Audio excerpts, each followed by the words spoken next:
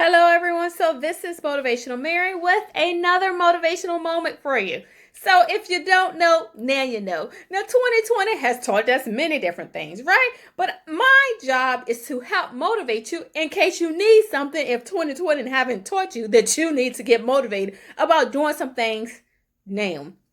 So, number one, for starters, 2020 has taught us that we are not always great and excellent in some areas that we may think we are, right? Of course not. There are some gray areas that we need to work on. So, when the pandemic hit, you had an opportunity to sit at home and work on those areas, whether it was work, if you're working from home, whether that's home, or whether that's your relationship with God, you had an opportunity to check your status and work on that.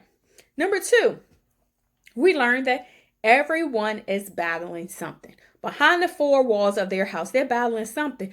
Most of us are not as open with some of the things that we're battling, but understand that in the end, we are not defined by what we are battling.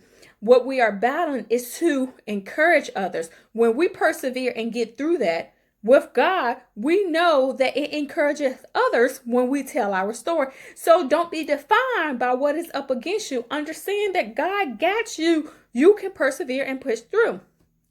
Number three, understand this, that some things happen in 2020 to push you into overdrive to walk into your next level. Number four, let me just say this. We understand that work is temporal. I always knew that. Work is temporal. It can cease at any given moment, which is why you have to make a wise investment. Like some people, have stock, some people have retirement. But what's going to sustain you is tithing and offering. I know, but wait, what you're saying, I don't want to give my money to the church, right? I don't want to give no pastor my money. I don't want to give anybody no money. But understand that what we do may not be what you may want to do, but our giving and tithing and offering is an act of worship, thanking God for what He has done in your life. Now, you may not see the return on your investment right away because you want it, but understand that in the end, when you need it, God will show up and provide for you right on time. It's not going to be delayed. But you have to give and sow without murmuring, without complaining, without holding grudges. These are some things you have to do. Let's make a wise investment, like giving your tithes, giving your offering. I done lost track of, my points. But let me just say this. Your health is your wealth that you give to the next generation.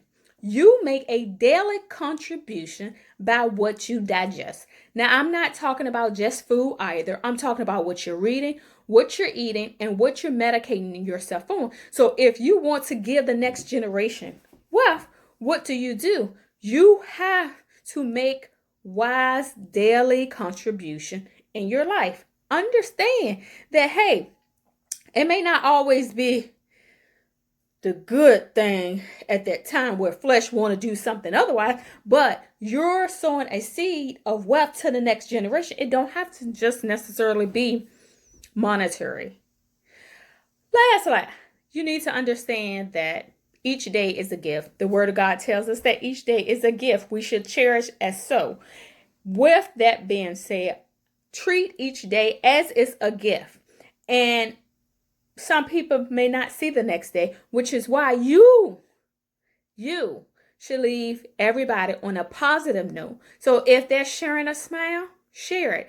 If that's making a call, make that call. If they're showing love, show it. This is Motivational Mary, just encouraging you that 2020, if you don't know, now you know, has taught us so many things that you need to be thankful of, but also you need to be motivated that it's time for you to get off the couch and pursue and do what God calls you to do, because time is of the essence. Be blessed.